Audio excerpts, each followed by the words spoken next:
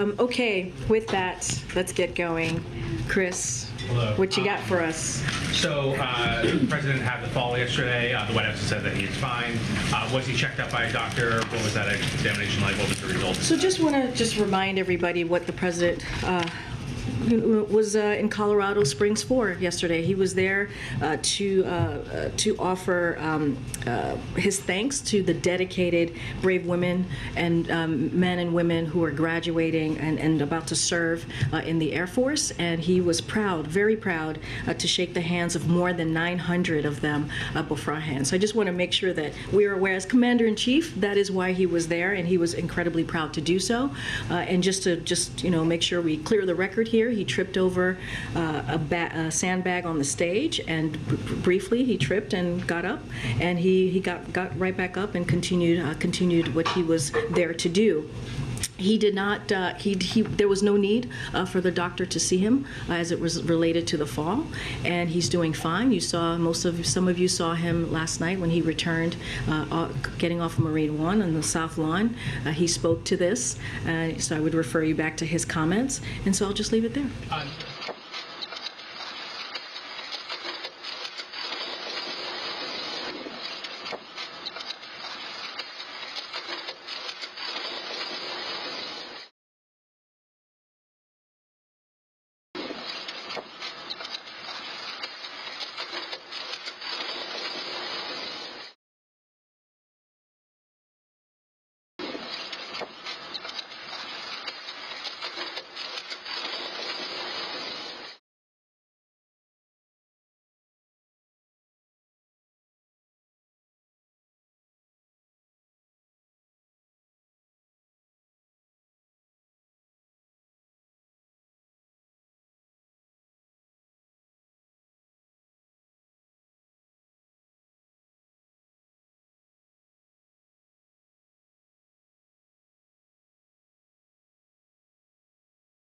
All right.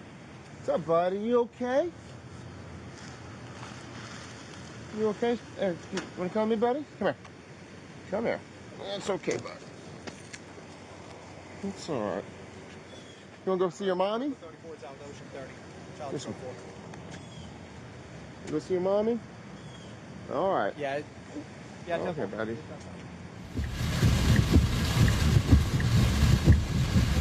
Poor people. So this is West Texas. I'm about 22 miles outside of Lubbock, and we've had a flash flood. It's a storm, and it's completely washed 2 vehicles right off to the side, and it's pushed a couple other vehicles off to the side.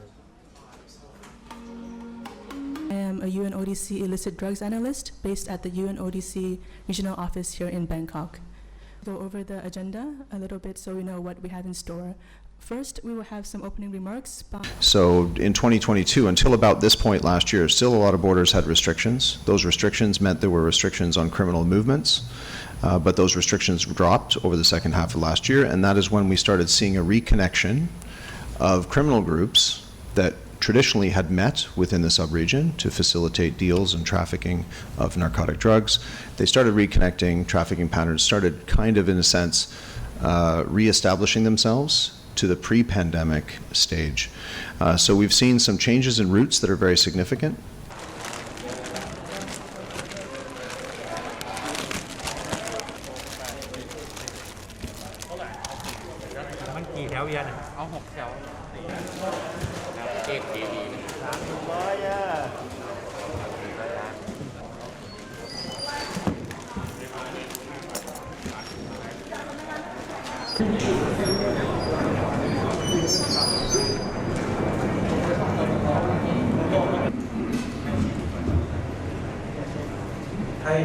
The significance of the chemical trade should not be underestimated. It fundamentally underpins the synthetic drug business. You cannot produce the synthetic drugs that are flowing across this region without access to chemicals.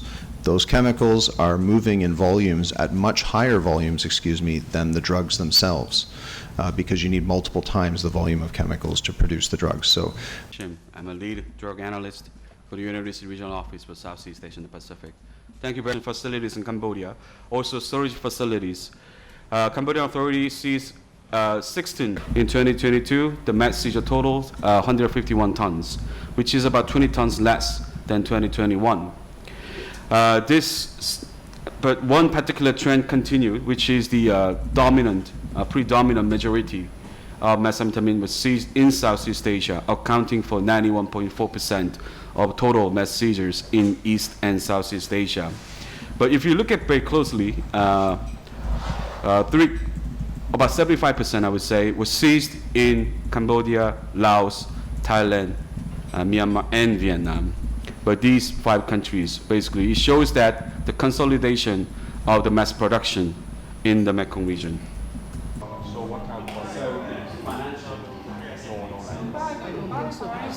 The mass supply level remained high in 2022, and decreases in seizures of mass in 2022.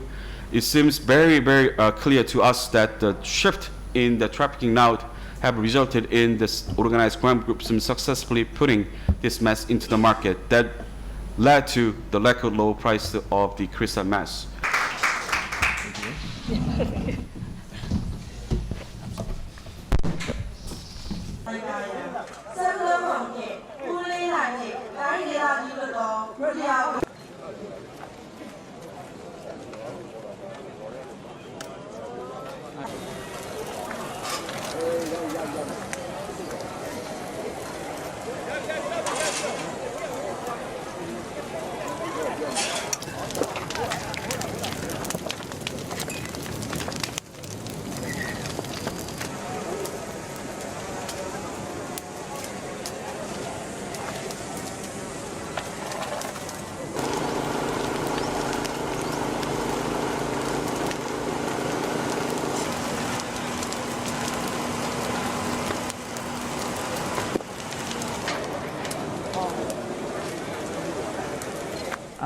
It was surreal. I didn't even know if it was happening, but if it was real or not, but it clearly happened.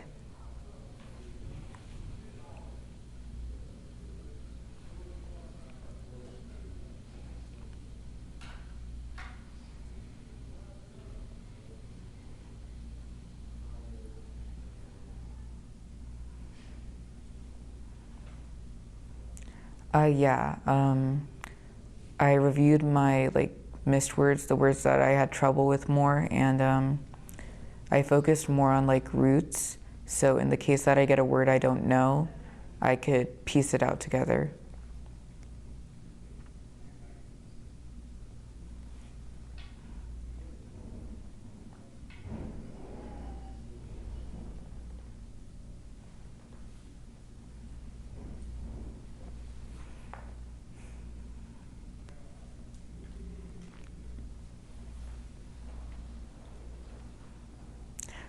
It's pretty important because it could be used as a backup plan too, because when you're on stage, the nerves do get to you, even though if spellers don't show it, the nerves do get to us, and pressure does get to us. So if you forget a word, you can still piece it back together like a backup plan.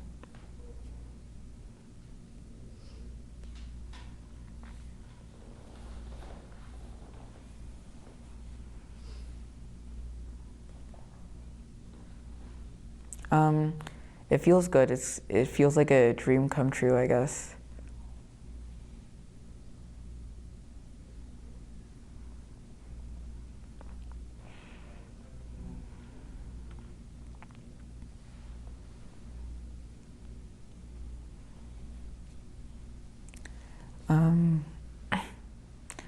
I'll probably just split it and relax, I guess. I don't know.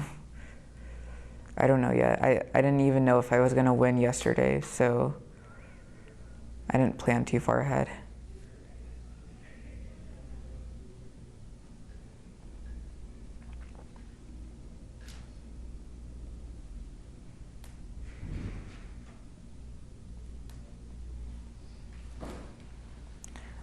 Special occasions. I don't talk about this in public very often.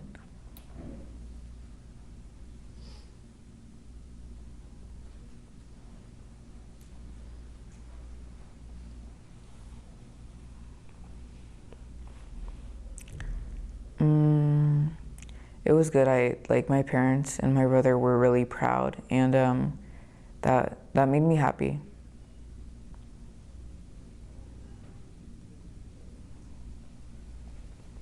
Thank you.